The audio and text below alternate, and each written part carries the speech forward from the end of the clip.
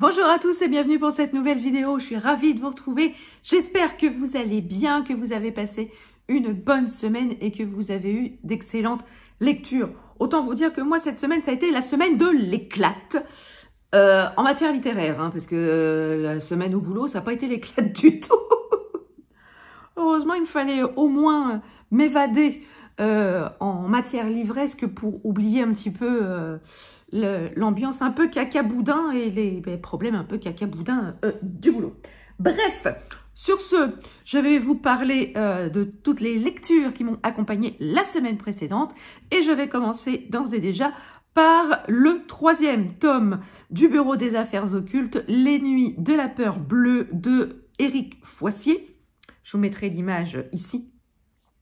Donc, je vous parlais déjà la semaine dernière du tome 2, Le fantôme du vicaire, que j'avais adoré. Ici, dans le tome 3, on retrouve Valentin et Aglaé. Aglaé qui a enfin rejoint le Bureau des Affaires Occultes pour pouvoir enquêter aux côtés de Valentin. Et ici, ils vont être confrontés, alors non pas à une affaire occulte en tant que telle, mais ils vont être confrontés à d'abord une énorme épidémie de choléra sévit à Paris et fait de nombreux malades et de nombreux morts. Et il s'avère que des morts suspectes, je dirais même plus que suspectes, ont lieu également en même temps que cette épidémie de choléra. Des personnes qui sont elles-mêmes atteintes du virus du choléra sont tuées de manière totalement abominable. Et en plus de ça, il leur manque un organe. Donc, on fait appel à Valentin et à son équipe du Bureau des Affaires Occultes pour trouver le fin mot de l'histoire. Alors, ici, je ne vais pas vous parler de l'histoire fil rouge de cette saga. Néanmoins, ce que j'ai aimé dans ce 3e tome, c'est que, voilà, Valentin, il est... je ne vais pas dire plus accessible, mais il paraît un peu plus humain. Dans les premiers tomes, il était décrit comme un mec super beau, voilà, avec des traits très réguliers, très fins, avec des cheveux hyper fins, des cheveux très bouclés. Enfin bref, c'était pire qu'une gravure de mode. Or ici, il n'est plus du tout décrit comme ça, il est vraiment décrit comme un gars normal, comme un homme normal, comme un enquêteur normal. Voilà, il a gagné, si vous voulez, en normalité. Je ne sais pas si c'est un petit peu antinomique quand même entre le Bureau des Affaires Occultes et un personnage qui gagne en normalité. Néanmoins, on est quand même un petit peu là-dedans. J'aime beaucoup la relation entre Aglaé et Valentin qui va encore augmenter d'un cran. J'ai aimé suivre l'enquête dans ce Paris, j'ai aimé dans ce Paris noyé dans un marasme tel à cause du choléra. J'ai aimé retrouver des personnages historiques tels que Vidocq, tels que Casimir Perier, George Sand. J'ai vraiment beaucoup aimé. Quoique George Sand, je ne sais même pas si c'est dans le tome 2 ou dans le tome 3, du coup j'ai un doute. Bref. On retrouve quand même des personnages qui ont réellement existé dans cette histoire. Et comme à chaque tome, Éric Foissier, il aime bien faire ça. Il vous sort un rebondissement de derrière sa cravate que vous ne voyez absolument pas arriver. Et ici, dans le tome 3, c'est encore une fois, ça a marché encore une fois. Car le rebondissement, je ne l'ai absolument pas vu arriver. Et j'avoue que ça m'a bien surprise, que j'ai beaucoup aimé. J'aime bien quand un auteur me cueille comme ça au détour de ma lecture et qui passe derrière pour me coller une petite tape derrière la tête. Éric, si vous voyez cette vidéo, c'est qu'une image, hein, la tape derrière la tête, hein, quand même. Et franchement, c'est vraiment une saga hyper chouette. Franchement, les personnages, ils évoluent grandement entre le tome 1 et le tome 2. Le Valentin du tome 1 n'a rien à voir avec le Valentin du tome 3. Et j'ai cru comprendre, sous la vidéo du copain Les Polars d'Alistair, qui a fait aussi un retour sur le tome 3 de la saga du Bureau des Affaires Occultes, Éric Foissier lui a répondu très gentiment pour lui dire qu'il y aurait une suite à cette saga. Donc, on n'est pas encore prêt à laisser partir Valentin et Aglaé. Partir très loin, même si j'ai quand même trouvé que sur la couverture du tome 3, ça a quand même laissé présupposer la fin de quelque chose. Parce qu'on voit, voilà, une silhouette avec d'une cape et d'un haut de forme qui s'éloigne, et une jeune femme que l'on voit de dos, c'est pareil, avec une longue cape sur le dos. Et voilà, voilà, pour moi, c'est quand même la fin de quelque chose, et peut-être une amorce de début vers autre chose, au vu de ce que Éric Foissier a dit sous la vidéo, comme je vous le dis, des Polars d'Alistair. Je pense qu'il y aura très certainement une suite, et j'ai très très hâte de la découvrir.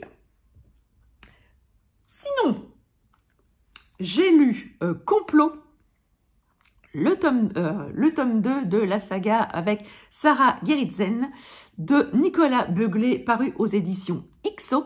Alors, j'avais lu Le Cri il y a 2 ans, je crois. Oui, c'était en 2021. J'avais lu Le Cri. Et bon, ça va, j'avais encore comme des souvenirs quand même de cette histoire. Et ici, on retrouve Sarah et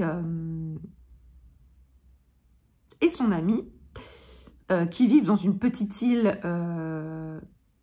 assez retirée de tout. Et ils vivent, voilà, une vie tranquille avec leur petit garçon adoptif, Simon. Alors, ils vivent une plénitude complète jusqu'au jour où un hélicoptère atterrit sur leur île pour venir chercher Sarah, car Sarah est demandée toute affaire cessante sur une affaire extrêmement compliquée. On fait appel à elle parce elle seule a les compétences nécessaires pour résoudre cette enquête. Donc, elle s'en va. Elle laisse... je crois que c'est Christopher, son nom. J'ai un trou. Je suis une booktubeuse en carton.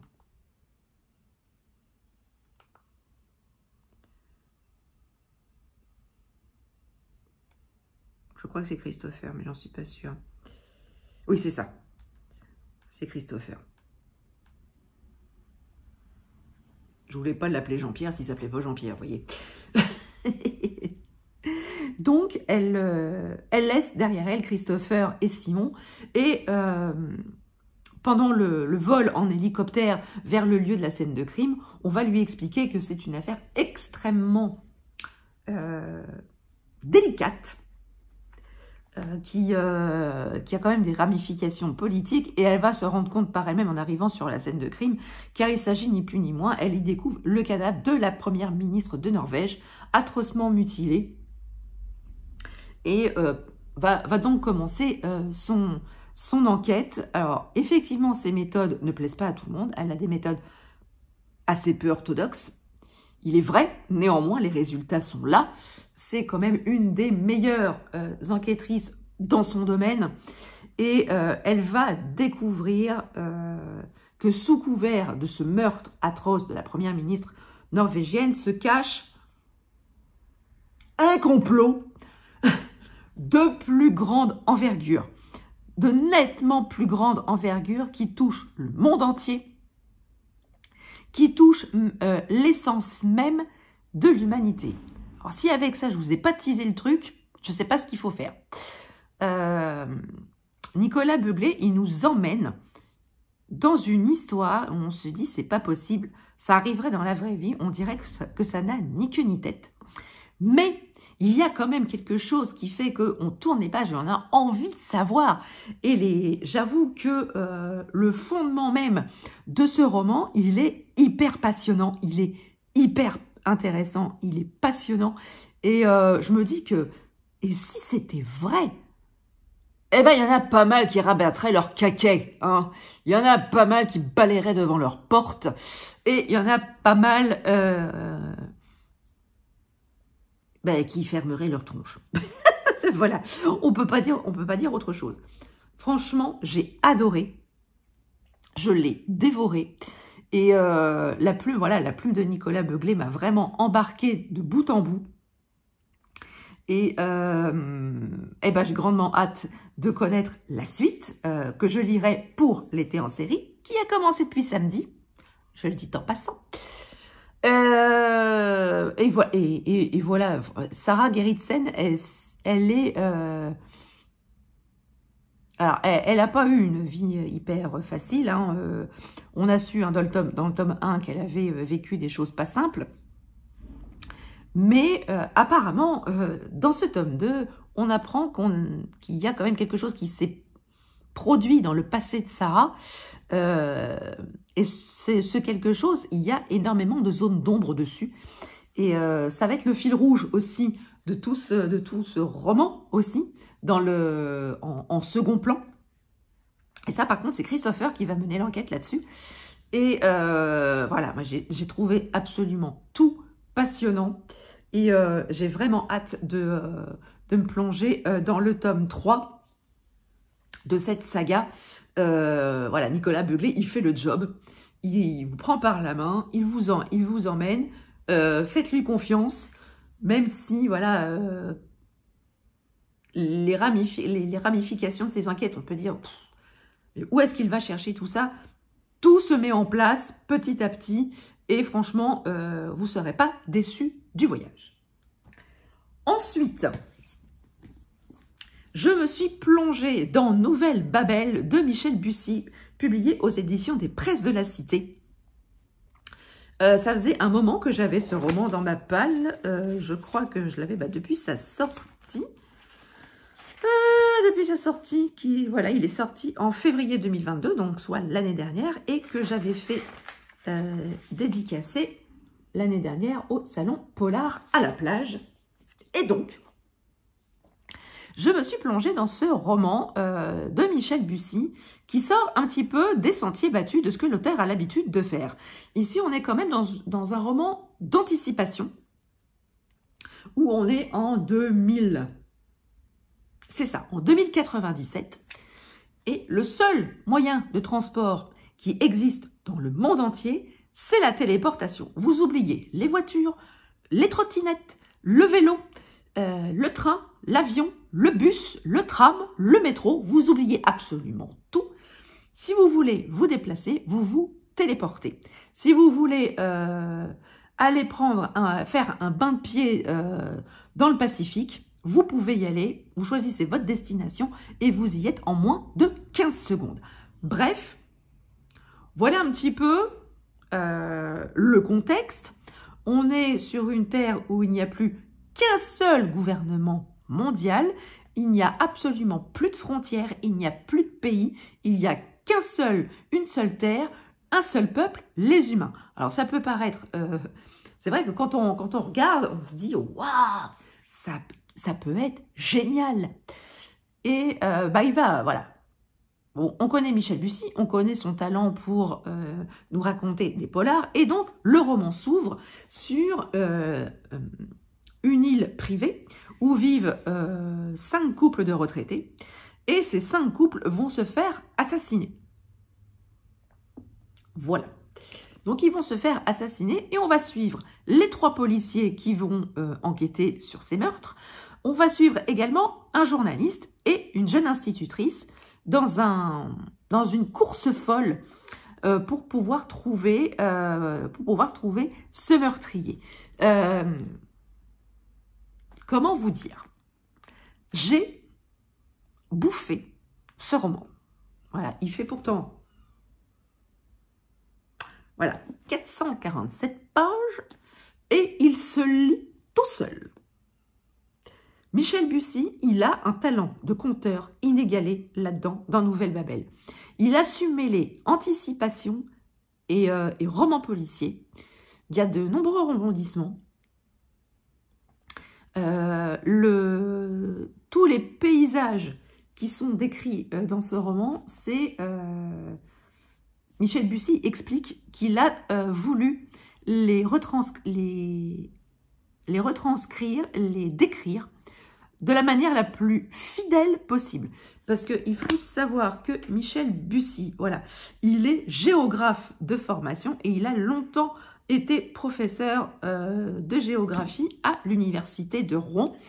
Et ça se sent dans ses descriptions, les plages, les montagnes, enfin bref, tous les lieux qui sont décrits dans ce roman, ils sont vraiment décrits à la perfection. Vous fermez les yeux et on a vraiment l'impression d'y être. Et c'est vraiment ce que j'aime beaucoup avec Michel Bussy, c'est que c'est extrêmement visuel. Ces romans sont extrêmement visuels. Et ça l'est d'autant plus dans Nouvelle Babel. Et alors, j'ai adoré tous les personnages. J'ai adoré les 3 policiers, hein, le chef et ses 2 adjoints, avec quand même un petit plus sur les 2 adjoints, un grand balèze, un grand africain hyper... un grand costaud, une armoire à glace. Il est décrit comme une armoire à glace et j'ai ri toute seule parce que j'imaginais un mec hyper balèze en petite chemisette, en short et en tongs. J'ai ri toute seule, j'avoue. Et son autre collègue, Mincha, qui est coréenne. Et alors elle c'est la fashion victime dans toute sa splendeur. Elle est toujours pimpée, elle est toujours hyper bien sapée quand elle arrive sur les scènes de crime. Elle attache énormément d'importance à son apparence. Elle m'a fait mourir de rire. Ces 2 personnages-là, ils sont vraiment exceptionnels. J'avoue que j'ai eu un peu plus de mal avec le personnage de Chloé. C'est Chloé? Cléo, n'importe quoi. Avec le personnage de Cléo, de cette jeune institutrice qui va se trouver mêlée à une histoire sans queue ni tête. Et voilà, elle suit le personnage du journaliste. Et pourtant, elle pourrait partir à n'importe quand, parce qu'elle est loin quand même de ce monde-là. Et en fait, elle continue. Elle continue à suivre ce journaliste. Je l'ai trouvé quand même assez encline à sauter à pieds joints dans cette aventure, sans se douter du danger dans lequel elle va fourrer les pieds quand même. Je l'ai trouvé un petit peu naïve, sur le coup. Mais bon, la suite, voilà, l'histoire voilà, rattrape un petit peu. Mais franchement, j'ai adoré ce roman. Si vous voulez découvrir Michel Bussy dans quelque chose d'un peu nouveau, d'un peu novateur, quelque chose qui sort de l'ordinaire, mais avec une petite part de fondamentaux qui fait tout le charme de Michel Bussy, et bien foncez sur Nouvelle Babel. Je crois qu'il est sorti en poche maintenant. Donc allez-y, vous n'avez absolument plus d'excuses pour le glisser dans votre valise et pour partir en vacances, destination la Nouvelle Babel. Mais pas en téléportation, hein, ça n'existe pas encore les gars. Ensuite, j'ai lu Corbellam, la fin des idoles de Megan Bannen aux éditions Albin Michel dans leur collection Wiz. C'est la collection jeunesse d'Albin Michel. J'ai reçu ce roman dans le cadre d'une opération masse critique de Babelio. D'abord, je l'avais sélectionné parce que j'aimais beaucoup la couverture avec ce petit oiseau hein, qui sort de sa gangue de pierre. Il est très beau, il a un poitrail jaune avec des ailes bleues. Et c'est ce qu'on appelle une corbellam. Et donc ici, on va suivre l'histoire de Gélia, qui est une jeune novice qui a grandi dans un couvent. Elle est ce qu'on appelle un vaisseau.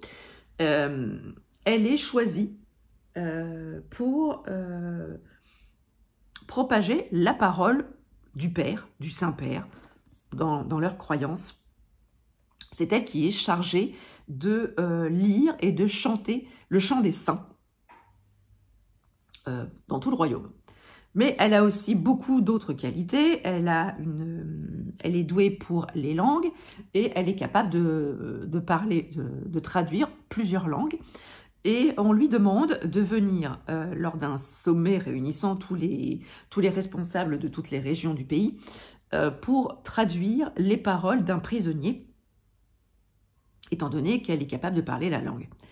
Et à partir de là, à partir de ce sommet, il va se passer quelque chose d'affreux et en fait, elle va s'enfuir avec Tavik. Oui, c'est ça. Avec Tavik, le prisonnier.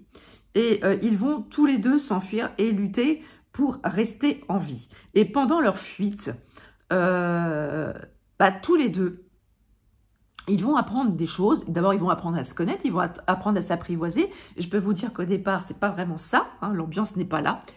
Quoique très vite, Gélia trouve que Tavik était quand même a mis sa vie en danger pour elle, alors que il ne la connaissait ni d'Ève ni d'Adam jusqu'à présent, et qu'ils étaient potentiellement ennemis sur le papier. Et au fur et à mesure du récit, ils vont apprendre à s'apprivoiser et ils vont comprendre que tout ce qu'on leur a inculqué dans leur jeunesse, que tout ce qu'on leur a appris, n'était finalement qu'un énorme tissu de mensonges. Et ils vont combattre pour leur vie, ils vont également combattre pour rapporter la paix dans le monde, la paix, combattre la sécheresse dans une partie du pays. Enfin bref, il y a énormément de tenants et d'aboutissants dans cette course folle.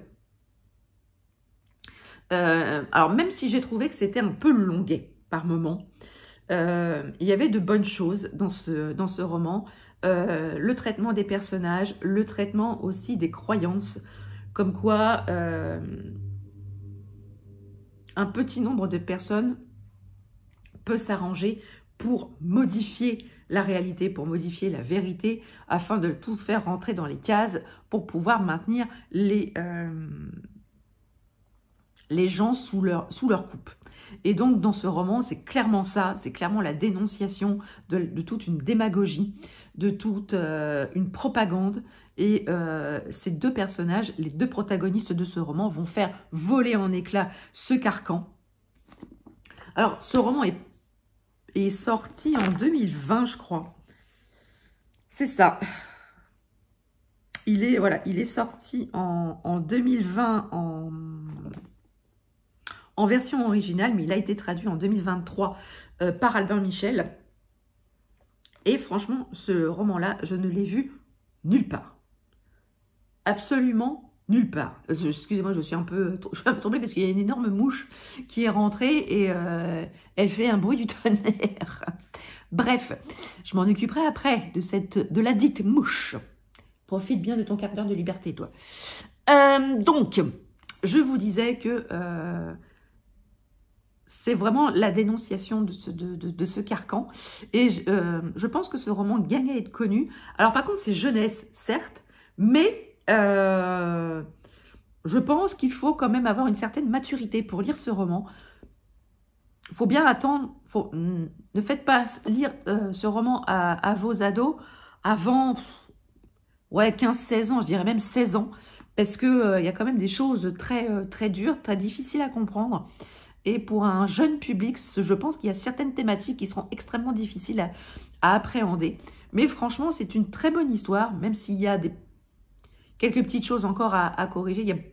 J'ai trouvé qu'il y avait beaucoup de longueur, que l'action traînait un petit peu en longueur. Mais j'ai quand même passé un bon moment avec ces deux personnages. Et ne serait-ce que pour cette sublime couverture, je vous encourage vivement à découvrir Corbe et l'âme.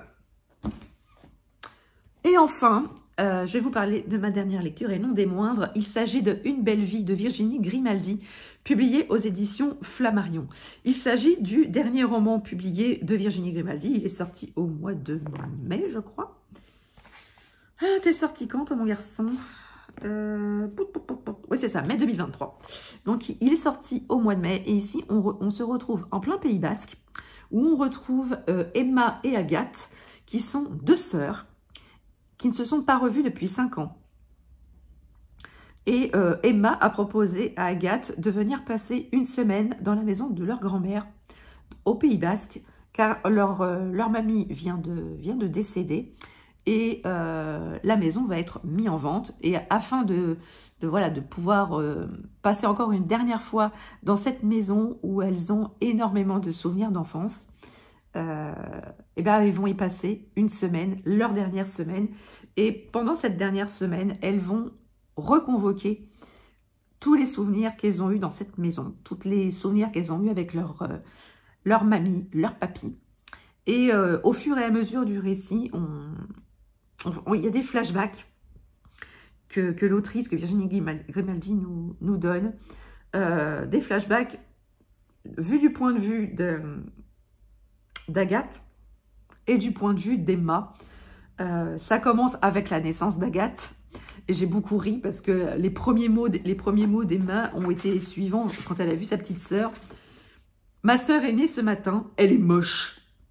Elle est toute rouge et toute rayée. Papa demande si je suis contente. Je dis non, je suis pas contente, je la veux pas. J'espère qu'ils vont la laisser à l'hôpital. Je lui prêterai pas mes jouets, mais j'aime bien son doudou. » Voilà les premiers mots d'Emma qu'a eu pour sa petite sœur Agathe.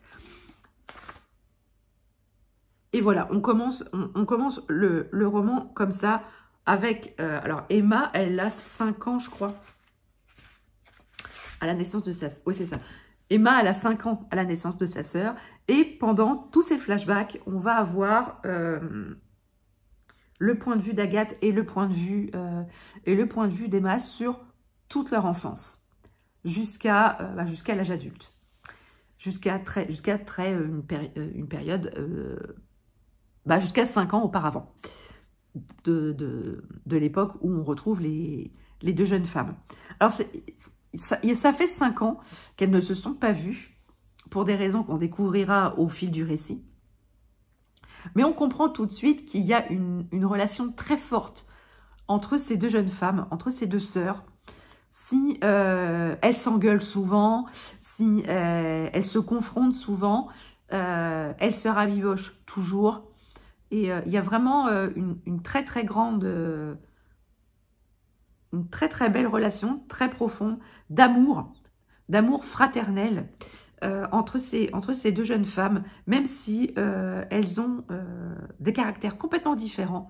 Alors Emma, elle est hyper ordonnée, elle ne supporte pas le bordel, elle est, j'irais même jusqu'à dire, un petit peu psychorigide sur les bords.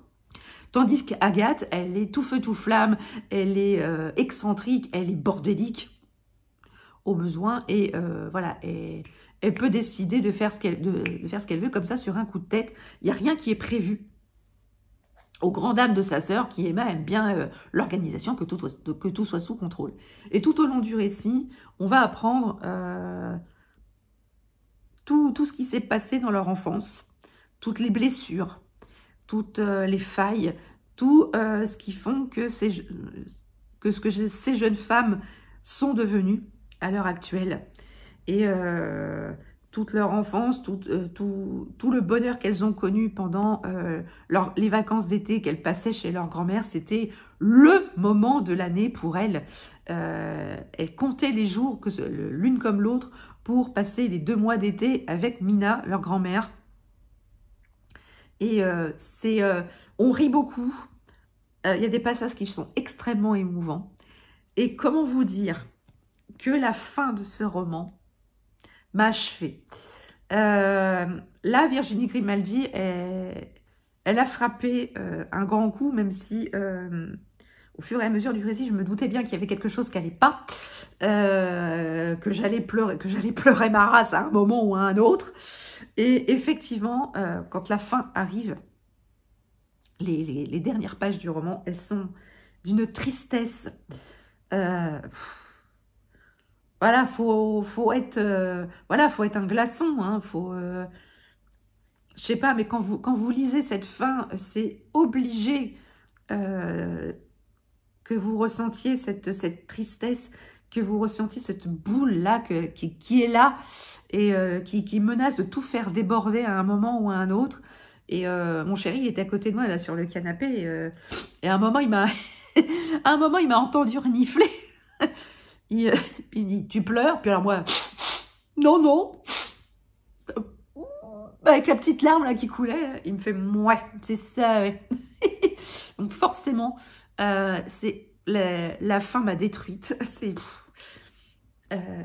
C'est même en reparlant maintenant, je trouve que j'ai encore l'émotion un peu palpable parce que bah, ça peut arriver à n'importe qui, ce qui est arrivé dans ce roman.